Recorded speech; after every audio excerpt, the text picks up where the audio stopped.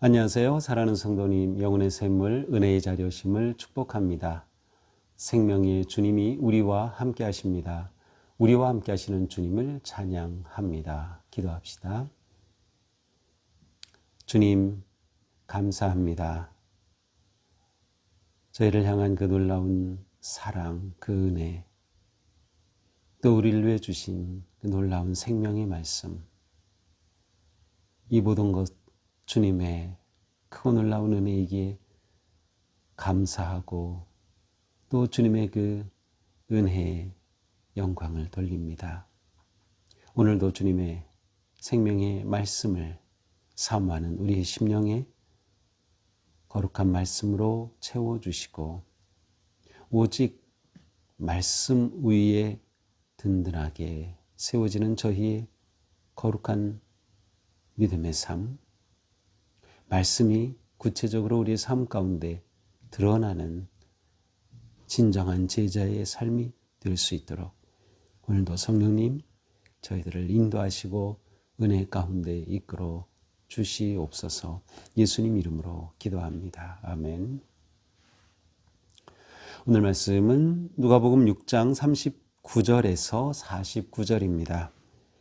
또 비유로 말씀하시되 맹인이 맹인을 인도할 수 있느냐? 둘이 다 구덩이에 빠지지 아니하겠느냐? 제자가 그 선생보다 높지 못하나 무릇 온전하게 된 자는 그 선생과 같으리라. 어찌하여 형제의 눈 속에 있는 티는 보고 내 눈 속에 있는 들보는 깨닫지 못하느냐? 너는 내 눈 속에 있는 들보를 보지 못하면서 어찌하여 형제에게 말하기를 형제여 나로 내 눈 속에 있는 티를 빼게 하라 할 수 있느냐? 외식하는 자여 먼저 내 눈 속에서 들보를 빼라. 그 후에야 내가 밝히 보고 형제의 눈 속에 있는 티를 빼리라. 못된 열매 맺는 좋은 나무가 없고 또 좋은 열매 맺는 못된 나무가 없느니라.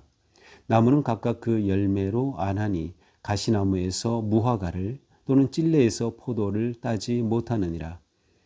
선한 사람은 마음에 쌓은 선에서 선을 내고 악한 자는 그 쌓은 악에서 악을 내나니 이는 마음에 가득한 것을 입으로 말함이니라. 너희는 나를 불러 주여 주여 하면서도 어찌하여 내가 말하는 것을 행하지 아니하느냐? 내게 나와 내 말을 듣고 행하는 자마다 누구와 같은 것을 너희에게 보이리라.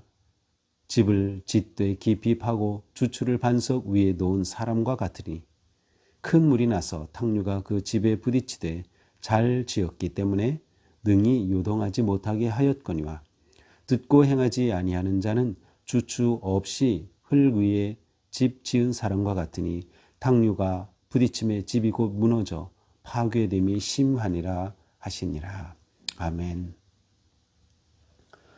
자, 이제 오늘 말씀은 예수님의 평지수훈의 결론 부분에 해당이 되죠. 이제 물론 맨 마지막 결론은 46절에서 49절이지만 이제 평지수훈의 마지막 말씀입니다. 39절이죠. 또 비유로 말씀하시되 맹인이 맹인을 인도할 수 있느냐? 둘이 다 구덩이에 빠지지 아니하겠느냐?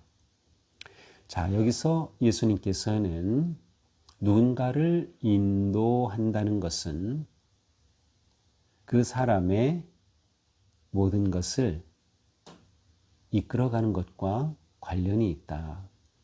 따라서 인도하는 사람은 밝히 보고 알아야 한다. 시각장애인이 시각장애인을 이끌 수 없다. 그러니 내가 정말 예수님의 제자, 내 제자가 되려 한다면, 아니면 내가 진정한 지도자가 되고 이끄는 자가 되고자 한다면 밝히 눈이 열려져서 봐야 한다라는 것이에요. 우리는 우리 눈이 보지 못하면서 누군가를 이끌 수는 없습니다. 우리 눈이 열려져야 하고 보아야 하는 것이죠. 이렇게 봄을 통해서 보는 눈이 있을 때 그는 진정으로 이끄는 자가 될 수 있고 다른 사람을 도울 수 있고 생명으로 인도할 수 있는 것이죠. 이렇게 말씀하신 예수님께서는 바로 보는 것을 말씀하셔요. 41절이죠. 어찌하여 형제의 눈 속에 있는 티는 보고 내 눈 속에 있는 들보는 깨닫지 못하느냐.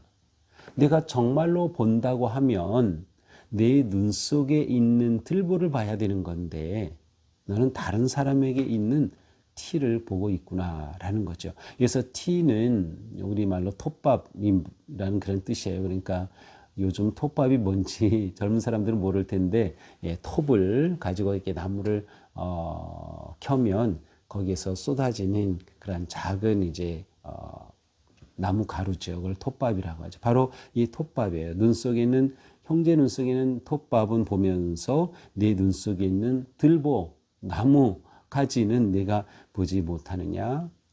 인간 앞에서 시각장애인이 시각장애인을 이끌 수 없다. 그 말은 너는 제대로 봐야 한다. 근데 제대로 본다는 것은 무엇이에요? 바로 내 속에 있는 들보를 보는 것이에요. 나를 볼 수 있는 사람이 제대로 누군가를 이끌 수 있는 거죠. 이것이 예수님의 제자로서 바르게 세워지는 모습이에요. 그래서 40절에서는 제자가 선생보다 높지 못하지만 무릇 온전하게 된 자는 그 선생과 같으리라 라고 말씀하시므로 예수님께서는 제자가 선생과 같아지는 그러한 성장과 성숙을 기대하고 계심을 말씀하시는 거고요. 바로 그러한 제자가 되기 위해서는 눈이 열려져야 하는데 그 눈이 열려짐의 초점은 나를 볼 줄 아는 거예요. 다른 사람의 눈에 있는 티를 보는 것이 눈이 열린 것이 아니라 내 속에 있는 들보를 보는 것입니다. 그러므로 말씀하시죠. 내 눈 속에 있는 들보를 보지 못하면서 어찌하여 형제에게 말하기를 나로 내 눈 속에 있는 티를 빼게 하라 할 수 있느냐. 이럴 수 없어요. 이러는 사람은 누구와 같아요? 외식하는 자와 같다. 외식하는 자야 먼저 내 눈 속에 있는 들보를 빼라. 그 후에야 내가 밝히 보고 형제의 눈 속에 있는 티를 빼리라. 그때야 비로소 내가 다른 형제를 이끌 수 있다. 보지 못하는 다른 사람을 그제야 이끌 수 있다라는 것이에요. 외식하지 말라는 거죠. 외식이라고 하는 것은 이 단어 자체는 가면이라는 뜻이에요. 가면. 가면은 뭐예요? 사람들에게 자기의 진짜 모습을 감추는 거죠. 또 그런 의미에서 외식은 겉과 속이 다른 거예요. 말과 행동이 다른 거죠. 가면을 벗어야 되는 거예요. 외식한다는 것은 가면을 쓰는 것이고 외식하지 않는 것은 가면을 벗는 것이죠. 자, 왜 외식을 할까요? 타인을 의식하기 때문이죠. 세상을 의식하기 때문이에요. 지금 우리 사회는 다른 사람이 내 인생을 어떻게 보는지, 다른 사람의 시선, 세상이 가지고 나에게 기대하는 그것에 우리가 매여 있어요. 특별히 우리 자녀들이 그렇게 매여 있어요. 그래서 세상에 보여주려고 하고 다른 사람이 기대하는 그것에 맞추려고 하고 하는 것이 잘못된 그러한 인생들로 가는 거죠. 주님께서는 우리가 외식하는 것이 잘못됐다고 말씀하셔요. 외식해서 아무리 나를 가린들 내 존재가 바뀌지 않는 한 어떻게 내게서 선한 것이 나올 수 있겠나. 내 존재가 바뀌지 않은들 아무리 외식하여 나를 멋지게 치장한들 그 삶에 가치와 의미가 있겠느냐라는 것이죠. 그러므로 예수님은 바로 존재에 관한 말씀을 하셔요. 못된 열매 맺는 좋은 나무가 없고 좋은 열매 맺는 못된 나무가 없느니라. 나무는 각각 그 열매로 아나니. 자, 나무와 열매인데 나무는 존재예요. 열매는 존재로부터 나오는 결과들이죠. 근데 이것이 같다는 거예요. 좋은 나무면 당연히 좋은 열매를 맺는 거죠. 좋은 나무에서 좋은 열매가 맺는 것이에요. 좋은 열매를 맺는 못된 나무, 나쁜 나무가 없다라는 것이죠. 여기서 좋다라고 하는 것은 적합하다, 뜻에 맞는다, 목적에 맞는다라는 뜻이에요. 정말 그 인생의 목적, 하나님께서 주신 인생의 목적에 맞는 삶, 이게 좋은 나무, 좋은 존재라는 뜻이에요. 자, 못된 나무, 못된이라는 것은 가치가 없다, 썩었다, 적합하지 않다라는 뜻이죠. 그러므로 내 존재가 가치 있는 존재가 되면 내게서 가치 있는 열매가 맺는 것이다 라고 하는 거예요. 바로 우리 존재가 너무도 중요한 거죠. 우리 존재가 어떠한 존재가 되느냐에서 우리의 삶의 열매가 나오기 마련입니다. 나무는 각각 그 열매로 안다. 그렇죠. 열매를 보면 이 사람이 누군지 알아요. 열매를 보면서 이건 사과나무네, 배나무네 이렇게 다 이름도 지어졌고 그렇게 결정되는 것처럼 우리의 삶에서 나오는 열매가 내 존재가 어떠한가를 보여주는 것입니다. 특별히 우리의 존재는 중요한 게 뭐예요? 외면이 아니죠. 외면을 가꾸면 외식하는 것과 같아요. 우리의 내면이 중요한 거죠. 그러므로 45절의 말씀이에요. 선한 사람은 마음에 쌓은 선에서 선을 낸다. 선한 사람, 나무로 바꿔도 좋아요. 선한 나무, 좋은 나무는 마음에 쌓은 그 선한 것으로부터 선한 열매를 내는 거예요. 악한 나무는 마음에 쌓은 악 때문에 악한 것이 나오는 거예요. 내 존재가 어떤 존재가 되느냐? 선한 존재가 되면 나에게서 선한 것이 나오죠. 선한 열매가 나와요. 좋은 열매가 나와요.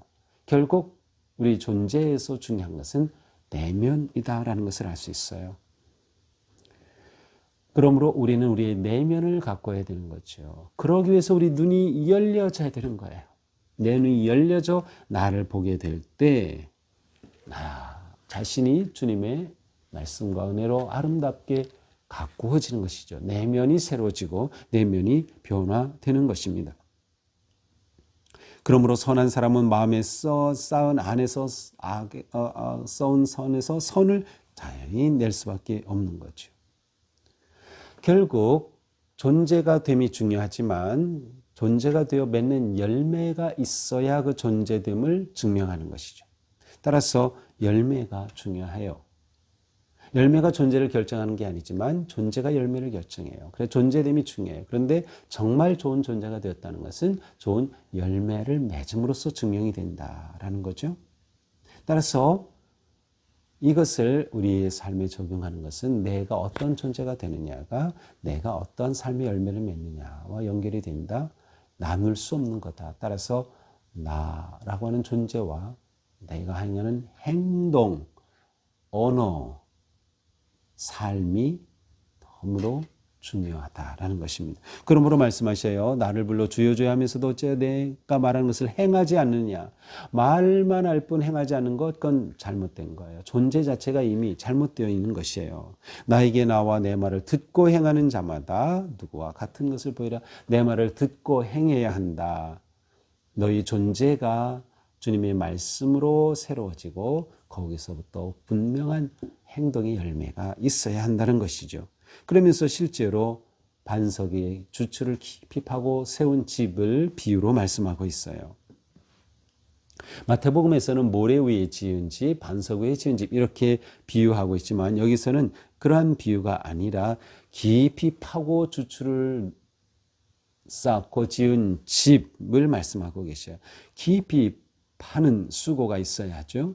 그것이 바로 눈이 열려져서 자신의 존재가 말씀으로 새로워지고 주님의 능력 안에 새로워지는 거예요. 존재 자체가 고품격이 되는 거죠. 예수님을 닮는 거, 예수님을 반영하는 것이에요. 이렇게 된 존재는 깊이 기초를 놓고 그 위에 집을 세운 것과 같다. 그래서 탕류가 밀려오고 홍수가 밀려와도 요동하지 않고 서 있는 것이다. 반면에 듣고 행하지 않은 자는 주추 없이 흙 위에 집을 지은 사람과 같다. 곧 무너진다. 그렇죠. 행함과 존재가 이렇게 연결이 되어 있어요. 존재에서 행함이 나오고 행함이 존재를 증명하는 거죠.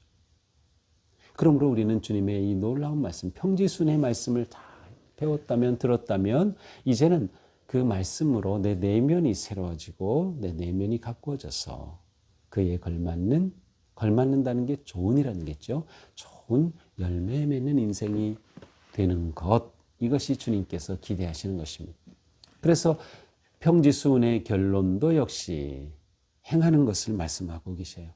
마태복음 7장에서도 산상순의 결론도 듣고 행하는 자, 여기에서도 듣고 행하는 자를 말씀하고 있습니다. 말씀과 행동이 하나가 되는 삶, 이것이 우리가 기대하고 추구하는 예수님의 제자됨의 삶입니다. 자, 오늘 말씀을 보면서 다시 한번 정리해 볼까요? 좋은 나무에 좋은 열매가 맺는다라는 점. 자, 우리는 이러한 존재가 되기 위해서 눈이 열려야 된다. 우리 눈이 열려야 된다. 제자가 눈이 열린다는 것은 바로 나를 볼 수 있는 거예요. 자기 성찰, 자기 돌아봄, 자기를 비추어 봄, 주님의 말씀으로 나를 성찰하고 돌아보는 것. 이것이 너무도 중요하다. 우리가 매일 말씀 묵상하는 것, 바로 말씀으로 나를 돌아보는 것이에요. 어떤 말씀도 나와 무관한 말씀은 없어요. 내가 말씀에 비추어 나를 돌아보는 것.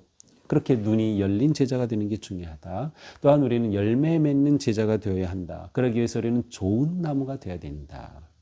좋은 나무, 예수 그리스도의 십자가와 사랑 안에서 우리는 존재가 바뀌는 거죠. 예수님의 제자가 되는 거죠. 이게 좋은 나무로 바뀐 것이에요. 그래서 이 나무가 잘 자라고 잘 성장해야 되는 것이에요. 내 존재의 변화가 내게서 구체적인 삶의 열매로 맺어지는 것. 그러기 위해서 무엇이 중요하다 그랬어? 내 내면이 중요하다. 내면을 잘 가꾸자. 보이지 않는 것이 보이는 것을 결정한다라는 거예요. 그래서 우리는 사람들에게 보이기 위해 하는 외식과 가면을 벗어버리고 보이지 않는 마음을 가꾸어 보이는 열매로서 내 존재를 드러내는 그러한 삶, 듣고 행하는 삶, 그렇게 하여 믿음의 집이 견고하게 세워지는 그런 아름답고 거룩한 우리의 삶이 될 수 있기를 주님의 이름으로 축복합니다. 기도합시다. 주님 감사합니다. 우리의 삶이 주님의 은혜로 복된 제자가 되었는데 정말 우리가 주님의 아름다움과 그 은혜와 사랑을 드러내는 삶, 우리의 존재가 복음으로 새로워져서 우리의 삶의 열매가 선하고 아름답고 거룩하고 소망과 생명이 되는 그러한 복된 제자들이 되게 하여 주시옵소서. 우리의 내면을 잘 가꾸고 나 자신을 돌아보고 성찰할 수 있으며 보이지 않는 것을 귀하게 여기고 보이는 것에 얽매이지 않는 우리의 삶이 되게 하여 주시옵소서. 우리의 믿음의 집을 견고하게 세워가는, 그래서 어떤 상황에서도 흔들리지 않고 무너지지 않는 믿음의 집을 우뚝 세우는 우리 모두가 되게 하옵소서. 예수님 이름으로 기도합니다. 아멘. 네, 오늘도 주님 은혜 안에서 우리 삶이 이처럼 아름다운 열매 풍성한 복된 하루가 되기를 축복합니다. 사랑합니다.